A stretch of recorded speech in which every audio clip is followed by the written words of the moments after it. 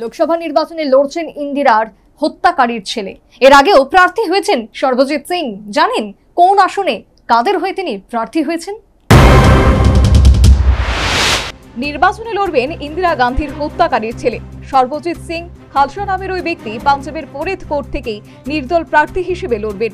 তার বাবা বিয়ন্ত সিং ছিলেন দেশের প্রাক্তন প্রধানমন্ত্রী ইন্দিরা গান্ধীর অন্যতম হত্যাকারী। তবে এই প্রথমই নয়, এর আগে 2019 সালে বহুজন সমাজবাদী পার্টির টিকিটেও সর্বজিৎ ভোটে লড়েছিলেন 2014 সালেও। তার আগে 2007 সালে বিধানসভা নির্বাচনে তিনি প্রথমবারের জন্য রাজনীতির ময়দানে নামেন, প্রতিদ্বন্দ্বিতা করেছিলেন, কিন্তু কোনোবারই জিততে পারেননি। তবুও অষ্টাদশ লোকসভা নির্বাচনে 45 বছরের সর্বজিৎ ভোটে দাঁড়িয়েছেন। শিক্ষাগত যোগ্যতা দ্বাদশ শ্রেণী ফেল হলে হবে কি বিপুল ধন সম্পত্তির মালিক সর্বজিৎ?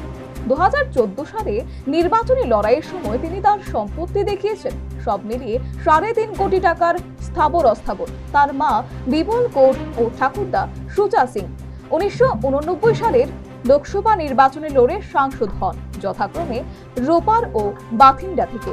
প্রসঙ্গত 1984 সালে 31 অক্টোবর ইন্দিরা গান্ধীকে গুলি করে হত্যা করেন তার দুই দেহরক্ষী বিয়ন্ত সিং ও শতবন্ত সিং। জানা যায়, বিয়ন্ত ইন্দিরা গান্ধীকে গুলি চালানোর পর নিজের হাতে আগ্নেয়াস্ত্র ছুঁড়ে ফেলে দেন এবং বলে ওঠেন, আমার যা করার ছিল করেছি, এবার তোমাদের যা ইচ্ছে তা করতে পারো। পরে এক রক্ষীর কথায় উত্তপ্ত জলের পাত্র ছুঁড়ে মারেন তিনি।